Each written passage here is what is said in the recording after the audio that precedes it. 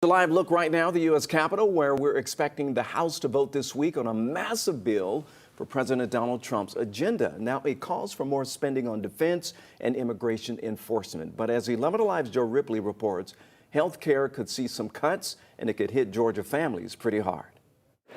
As Congress works to hash out a spending bill, Whitney Griggs with Georgians for a Healthy Future says health care access could be at risk. People just can't go to the doctor because it's too expensive, or they can go to a community clinic, but if they get sent to something else, they don't have health insurance to pay for that. Lawmakers are considering slashing spending on Medicaid. Griggs says that could prove disastrous just a year after more than 1 million Georgians had to confirm their Medicaid eligibility through the process known as unwinding. We did see a shrink in the number of Georgians enrolled in Medicaid. A lot of folks, especially kids, kind of get kicked off their Medicaid and then have to go through the process of re-enrolling in Medicaid. Yeah, I don't think they'll be impacted in a way that people will see or feel. Georgia GOP Chair Josh McCoon says Congress should keep a more watchful eye over how it doles out funding. I don't think you're going to see any reduction in actual service to Medicaid recipients. I think there's going to be a laser focus on getting rid of duplication, waste, fraud, and abuse,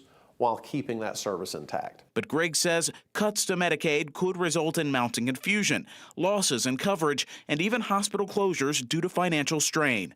Georgia's Pathways program, which implements a work requirement, could be replicated at the federal level, but Griggs says that comes with more risk. You close the door on someone enough times, they're gonna just not come back again. Joe Ripley, 11 Alive News. You know, Griggs says that cutting health care funding would hurt rural communities the most because they have a hard time trying to get the care because they're so far out.